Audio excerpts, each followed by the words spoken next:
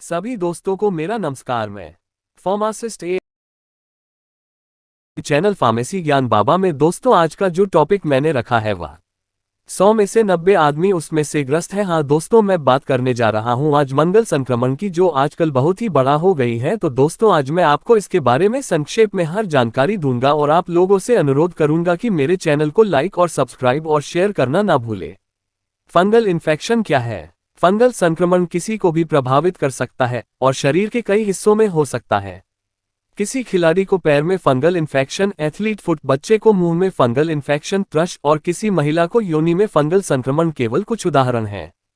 विभिन्न प्रकार के कवक फंगस फंगल संक्रमण का कारण बन सकते हैं। कुछ मामलों में कवक जो आमतौर पर आपके शरीर के ऊपर या अंदर नहीं होता, वह संक्रमण का कारण बन सकता है। अन्य मामलों में कवक जो आमतौर पर आपके शरीर के ऊपर या अंदर मौजूद होते हैं, वे नियंत्रण से बाहर हो सकते हैं और संक्रमण का कारण बन सकते हैं। फंगल इन्फेक्शन संक्रामक हो सकता है। वे एक व्यक्ति से दूसरे व्यक्ति में फैल सकते हैं। कुछ मामलों में आप संक्रमित जानवरों या दूषित मिट्टी या सतहों से बीमारी पैदा करने वाली कवक भी पकड़ सकते हैं। इस लेख में हम एक नज़र डालते हैं कि फंगल संक्रमण होने का सबसे अधिक खतरा किसे होता है और कुछ सामान्य प्रकार के फंगल इन्फेक्शन के लक्षण और इलाज के विकल्प क्या हैं। एथलीट्स फुट पैरों में होने वाला एक आम संक्रमण है। इसमें फंगस कवक गर्म, नम वातावरण जैसे जूते, मोजे, स्विमिंग पूल और सार्वजनिक नमी वाले पर्यावरण में तेजी से बढ़ते हैं। इसी वजह से यह गर्मियों में और नम जलवायु वाले स्थानों पर मुख्यतः पाए जाते हैं। स्किन का कैंडिडा इन्फेक्शन, कैंडिडा एल्बिकन्स आमतौर पर एक हानिरहित फंगस है जो मुंह, आंत्रपथ और योनि में पाया जाता है। कैंडिडा संक्रमण, जिसे यीस्ट संक्रमण भी कहा जाता है, आमतौर पर त्वचा, मुंह की श्लेष्म झिल्ली, आंतों व योनि को ही प्रभावित करता है। और पड़े योनि में यीस्ट संक्रमण। दांत त्वचा का एक आम फंगल इन्फेक्शन है। दांत मुख्य रूप से आपकी त्वचा, सिर की त्वचा, पैरों व जांघ और जननांगों के बीच के जुड़ने वाले हिस्से प्रांत को प्रभावित करता है। और पड़े जननांग दाद। नाखून में फंगस होना। नाखून का फंगस एक सामान्य तरह का विकार होता है जो नाखूनों को पीला, चौक की तरह सफेद, कमजोर, दरारें युक्त और मोटा बनाता है। नाखूनों का फंगल इन्फेक्शन अक्सर नाखूनों के ऊपरी हिस्सों को प्रभावित करता है। ये फंगस आमतौर में पुरुषों को व कमजोर प्रतिरक्षा प्रणाली वाले लोगों को प्रभावित करता है। मुंह में थ्रश होना। कैंडिडा नामक फंगस के कारण मुंह में फंगल इन्फेक्शन थ्रश हो जाता है। जीभ पर सफेद होना या अंदरूनी गाल पर हल्के पीले रंग की परत होना थ्रश के लक्षण हो सकते हैं। हर प्रकार के फंगल इन्फेक्शन के अलग लक्षण होते हैं। उदाहरण के तौर पर स्किन के फंगल इन्फेक्शन में चकत्ते, लालिमा, पपड़ी या दरारें बना नाम है। मुंह के फंगल इन्फेक्शन में भीतरी गाल, जीभ, मुंह की छत और गले पर सफेद धब्बे हो जाते हैं। योनि में फंगल इन्फेक्शन होने पर योनि में खुजली और जलन के साथ सफेद पानी भी आता है। त्वचा पर होने वाले सामान्य फंगल इन्फेक्शन के लक्षण। स्किन का फंगल इन्फेक्शन शरीर के किस भाग में हुआ है, इसके आधार पर लक्षण भिन्न हो सकते हैं, लेकिन निम्नलिखित लक्षण होना आम है। लाल रंग के चकत्ते होना, रैश। त्वचा में लाल या बैंगनी रंग के पैच होना। प्रभावित क्षेत्रों पर सफेद पाउडर की तरह पदार्थ का निकलना। त्वचा में पपड़ी जमना व खाल उतरना। त्वचा में दरारें होना। त्वचा के प्रभावित हिस्से में दर्द। त्वचा का लाल होना। त्वचा का कुछ हिस्सा सफेद व नर्म हो जाना। प्रभावित क्षेत्रों में पस के साथ दाने होना। संक्रमण किसी को भी हो सकता है, यहाँ तक कि लोग जो सामान्य रूप से पूरी तरह स्वस्थ हैं। हम सब रोज किसी न किसी तरह फंगस बीजाणुओं के संपर्क में आते हैं। हालांकि कमजोर इम्यूनिटी वाले लोगों में इन कवक से संक्रमण होने की संभावना अधिक होती है। कमजोर प्रतिरक्षा प्रणाली वाले लोग। प्रतिरक्षा प्रणाली कमजोर होने की वजह से होने वाले संक्रमण को अवसरवादी संक्रमण कहा जाता है। ये बीमारी बैक्टीरिया, वायरस या कवक के कारण हो सकती है। कई फंगल संक्रमण अवसरवादी संक्रमण होते हैं।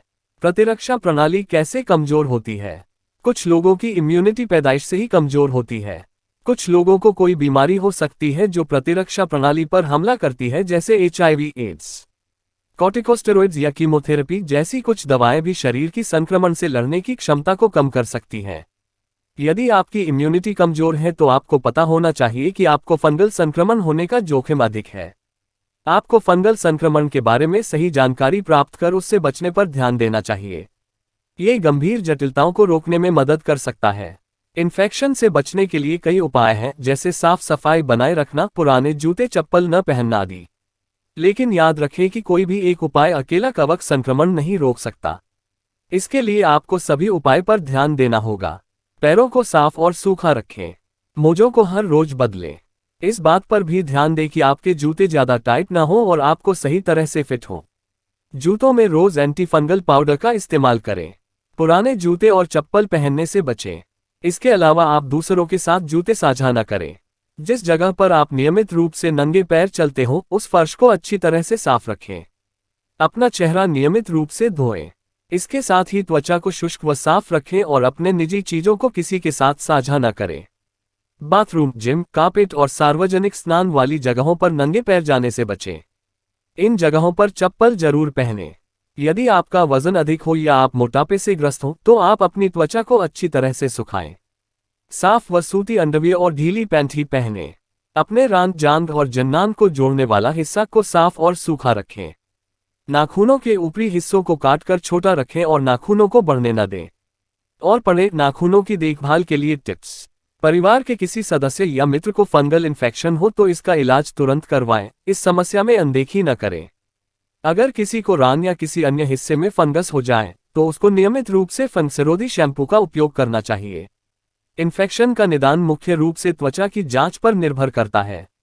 इस जांच के लिए शरीर के प्रभावित क्षेत्र से त्वचा पर होने वाली पपड़ी, नाखून की कतरने या वहां के बालों के नमूने लिए जाते हैं। फंगल इन्फेक्शन का निदान हो जाने पर सबसे पहले इसके अंतर्निहित कारणों का इलाज किया जाता है। कवक संक्रमण की जांच के लिए निम्न टेस्ट किए जा सकते हैं। रक्त परीक्षण। फंगल इन्फेक्शन की जांच के लिए रक्त परीक्षण किया जाता है जिससे कि इसके संभावित कारणों का पता लगाया जा सके। Imaging test. इसके अलावा फंगल इन्फेक्शन जब फेफड़ों में फैल गया हो तो आपको एक्सरे, सीटी स्कैन और एमआरआई स्कैन के माध्यम से इसके कारणों को पता लगाने की सलाह दी जाती है। त्वचा के फंगल इन्फेक्शन का उपचार आमतौर पर दवाओं से आसानी से हो जाता है। इस समस्या में आमतौर पर अस्पताल में भर्ती होने की जरूरत नहीं होती है। अगर रोगी की इम्यूनिटी कमजोर हो या कैंडिडा संक्रमण खून में फैल गया हो तो ऐसे में हॉस्पिटल में भर्ती होने की जरूरत हो सकती है। इसके बारे में डॉक्टर से अवश्य पूछें। और पढ़ें त्वचा रोग का इलाज। फंगल इन्फेक्शन के उपचार का मुख्य आधार एंटीफंगल दवाएं हैं जो कई रूपों में उपलब्ध हैं। एंटीफंगल क्रीम, मरहम या ऑइंटमेंट, लोशन, खाने वाली दवाएं, नसों में दी जाने वाली दवाएं। विभिन्न प्रकार की दवाओं का उपयोग संक्रमण के प्रकार और संक्रमण से प्रभावित शरीर के अंग के आधार पर किया जाता है। उदाहरण के लिए योनि के लिए जेल या क्रीम को अक्सर योनि में होने वाले यीस्ट संक्रमण के लिए उपयोग किया जाता है। ओरल थ्रश के लिए अक्सर गले की खराश को दूर करने वाली गोलियां, अन्य टैबलेट व माउथ वॉश मुंह को साफ करने वाला तरह पदार्थ को एंटीफंगल के साथ इलाज के लिए इस्तेमाल किया जाता है। एथलीट्स फुट का प्रायः स्प्रे, पाउडर और मलहम लेप से इलाज किया जाता है। गंभीर संक्रमण का इलाज ओरल दवाओं या नसों में दी जाने वाली दवाओं से किया जाता है।